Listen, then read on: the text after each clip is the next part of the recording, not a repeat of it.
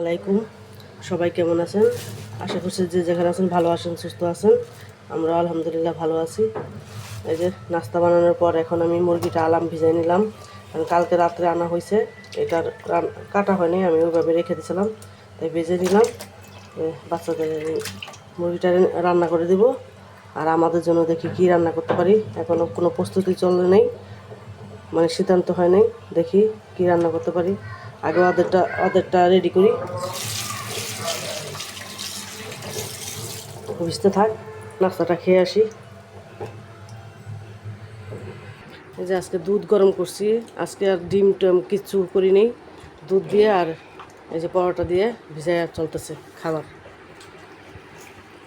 এই যে আমার মেয়ে, এটা হয়ে গেছে।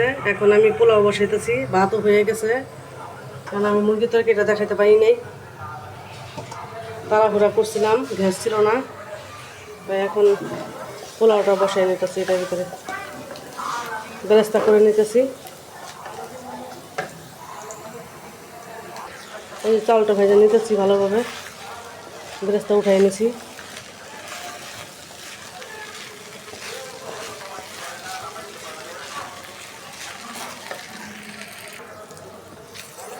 আদা রসুন বাটা দিয়ে দিছি, দিয়ে এখন ভালোভাবে কষাই নেব।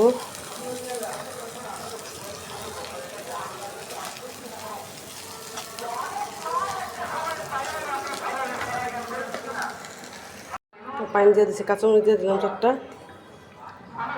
পরিমাণ মতো পানি দিয়ে দিছি কষানোর পর।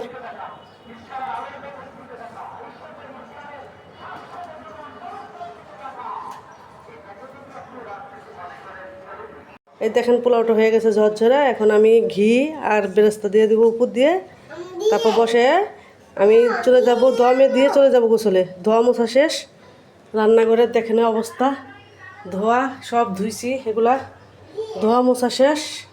এই তো বেরেস্তাটা, আর এই যে ভাত রান্না করে রাখছি, তরকারি রান্না করে রাখছি। এখন এই যে ঘিটা দিব আর বেরেস্তা দিয়ে দেবো উপর দিয়ে। জি মা, ঘি তেলের সাথেও একটু দিছি, আর এখন আবার দিয়ে দিতেছি। হ্যাঁ মা, ঘি খাবা? হুম, পড়ে গেছে, আবার পড়ে গেছে। তুমি উঠাও তো মা।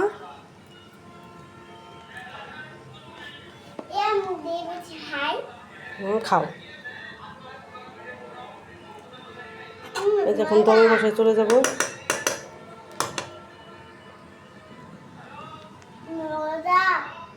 এই যে কাজ কাম সেরে, গোসল কাজ সেরে চলে আসলাম খাবার দেওয়ার জন্য। নামাজ থেকে সবাই চলে আসছে। এই যে তরকারিটা দেখেন, কালারটা সেই কালার হয়েছে, মজাও সেই হবে। আর এই যে পোলাও, আর হচ্ছে এই যে ভাত খায় না একজনে, তার জন্য আবার ভাত রান্না করা লাগছে। সালাদ কেটে নিছি।